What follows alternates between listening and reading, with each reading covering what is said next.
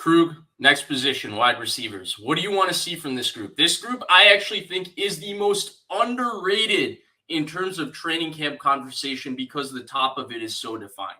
And we know what Deebo Samuel is going to be. We know what Brandon Ayuk is going to be. I think we all have a good idea that Juwan Jennings, because he's played such a key role on this team over the last 2 years, he's kind of set where he is, being that big slot guy that comes in and does an excellent job run blocking as well. And then Ray McLeod falls in as a return specialist. And now then when we get to spots 5 and 6, especially when we're talking about the Niners 53-man roster and how competitive it gets, conversations like, do we keep 6 receivers? Are they going to keep 5 receivers?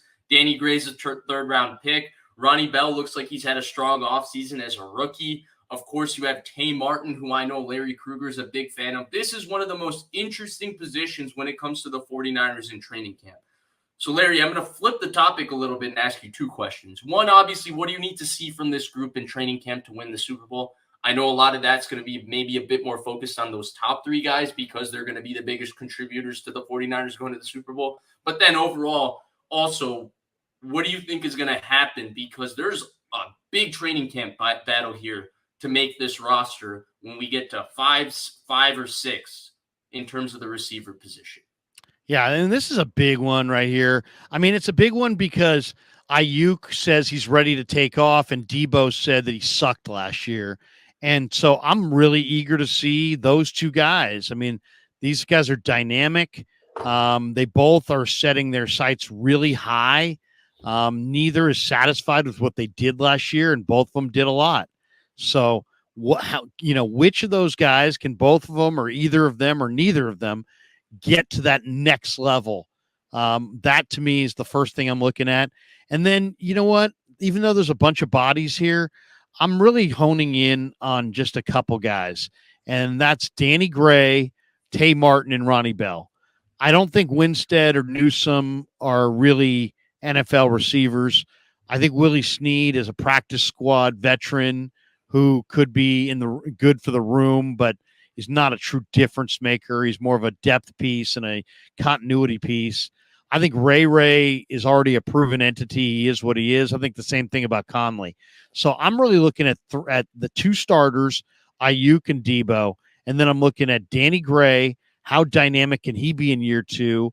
Can he catch the ball and really start to light the place up? I mean, he's the best athlete on the field in some ways. He's the fastest perimeter player they have. It's noticeable.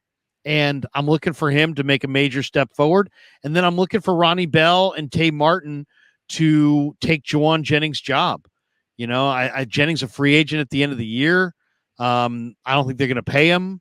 I think if Ronnie Bell and Tay Martin play the way I think they can, I think Juwan Jennings is a trade candidate at the cutdown. So that's the way I see it. I see it. Interesting. Wait. Pause. Yeah. Because that was big right there. So is it because of what you saw from Juwan Jennings in terms of having a few drops?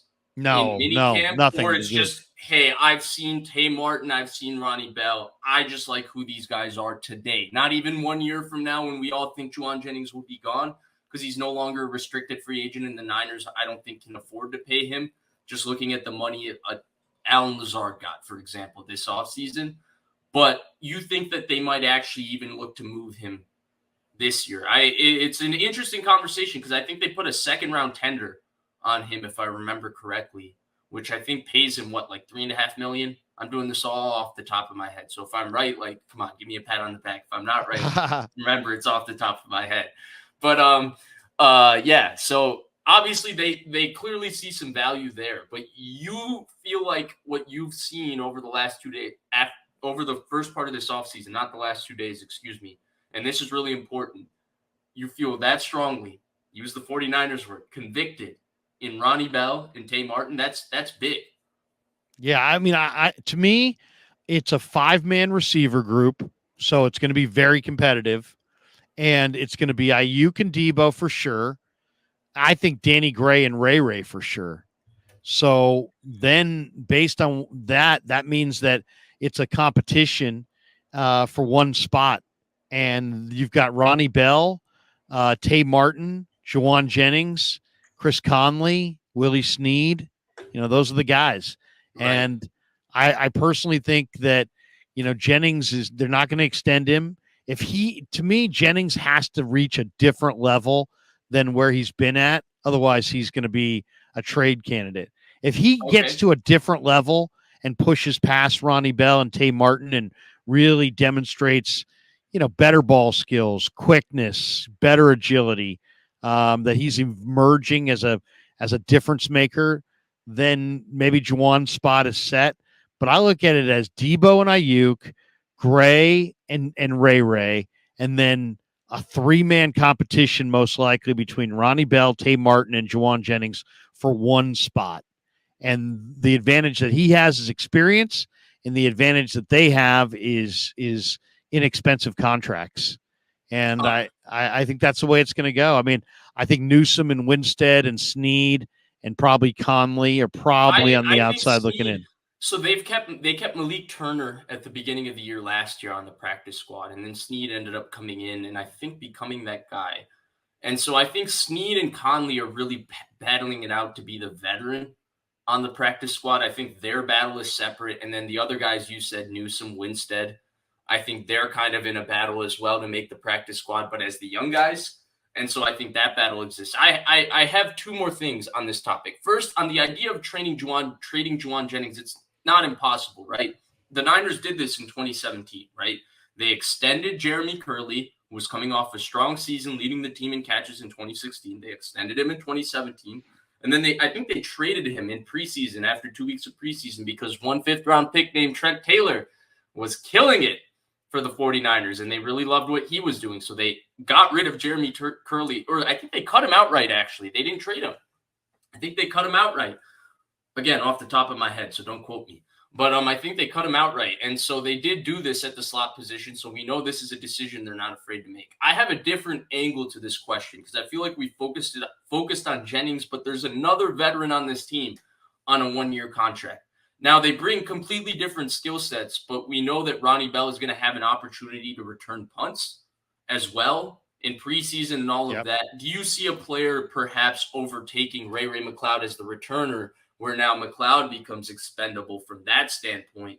Because again, McCloud's also on the second year of his deal, and I think his deal is actually easy for the 49ers to move off of. Let me confirm that for you. But the question still stands, Larry. Yeah, no, Do it's you believe possible. that?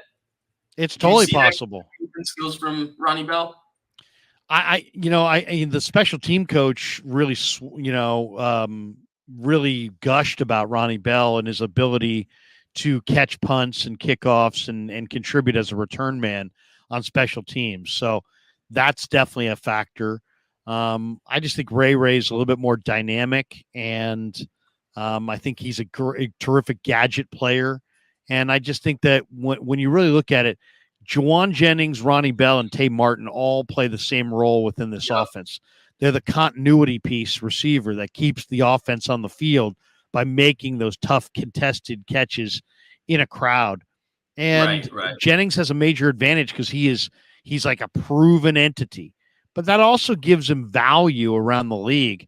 And I think if Ronnie Bell and Tay Martin play to the level that I think they can play to, I think they'll give Jennings all he wants and more for his job. And I think I think Ronnie, it really also kind of depends on, does Tay Martin and Ronnie Bell just look good in practice, or do they look good in the preseason? Because what if they start being real productive in the preseason? That means they're not getting through waivers. They're not getting through waivers, then they're going to have to make the team most likely.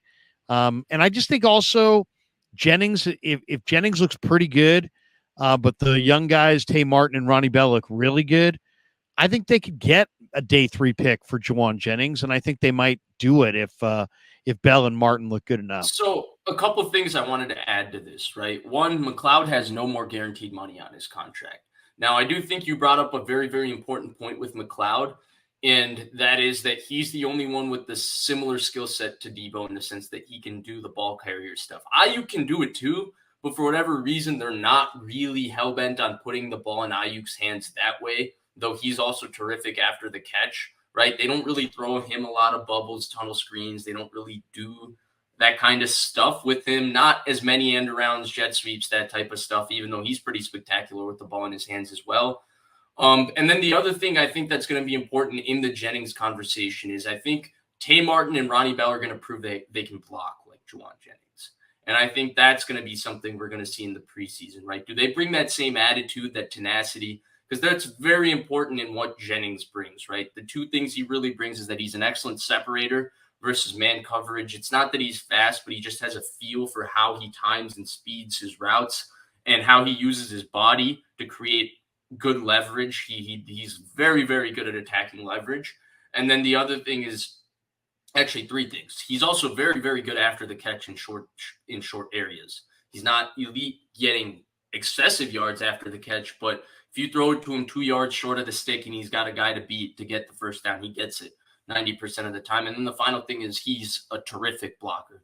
He blocks with great tenacity. He's physical. And so I think Martin and Bell are going to have to show something in that arena.